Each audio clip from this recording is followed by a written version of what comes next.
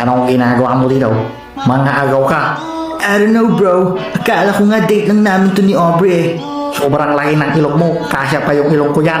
Ha? Eh ikaw wala kang ilong eh. Kailangan mo magpa-check up, nawawala yung brain mo kulot. Ay, nag-glass token. Ikaw nga mukha kang logo. Ay, tika. Naririnig mo ako? Ha? Naririnig mo rin ako? Eh, ang galing. Ay magsasalita natin si Aubrey. Ay, sige. Kunwari makinig tayo. Okay, in-invite ko kayong pareho para mapag-usapan natin ang mga misunderstandings niyong dalawa. Aubrey, ano pa ba ang dapat natin pag-usapan? Yung mga misunderstandings. Ay, okay. Sige, Garod. Di ko pa sinasagot si Joaquin, okay? Nilibre lang niya ako ng milk tea. Mali ang nasa isip mo, Douglas. Well, mali naman palagi, pero na-misunderstood mo lang talaga. Huwag ka nang mag-explain, Aubrey. Sinaktan mo ang puso ko. Dinurog-durog mo na parang ano, yung basta masakit. Eh, ikaw nga, may yakap-yakap ka babae eh. Hala, Aubrey. Isang pagkakamali lang naman yun. Nagsisinungaling ka pa sa tatay ko. Dalawang pagkakamali lang naman yun. Tapos pinagbayad mo pa ako ng date natin. Tatlong pagkakamali lang. Sorry na, Garod. Oh my, ganitong tao ba ang gusto mong makasama Aubrey? At least di siya nang mamalit ng kapwa niya tao. Oh damn, my bad. Haha, oo nga. Mukha ka kasing kab-kab. Hello po, can I take your orders? Hala, nandito ka na naman. Makalipas ang 30 minuto. Cut mo na, okay na yun. Ay, okay na ba? Gagi. Anong in-order mo, Joaquin? Chicken lang Aubrey. Oh, anong part? Maging part ng buhay mo. Wow, pumipick up lines ka na ngayon ah. Ako rin, Aubrey, meron din ako. Oh, ano yun, Douglas? Manok ka ba? Huh? Bakit? Kasi ikaw lang yung laman ng puso ko eh.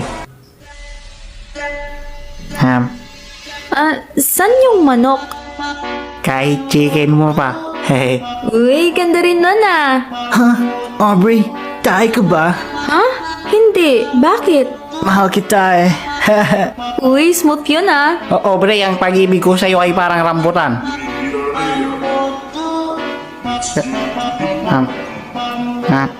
Kasi may tusok-tusok. Okay. Water, sir. Yes, please, thank you. Wow, social ka, Joaquin ah. How about you, sir? Are you done? No, my name is Douglas. May song pala ako para sa'yo, Aubrey. Wow, sige, parinig. Girl, you just caught my eye. Hala, ang pangit. Thought I Ay, should Douglas. give it a try. Forget your name and your number. Ibon sa paligid umawit. Natutulala siya nakakakit-akit mong tinatangi.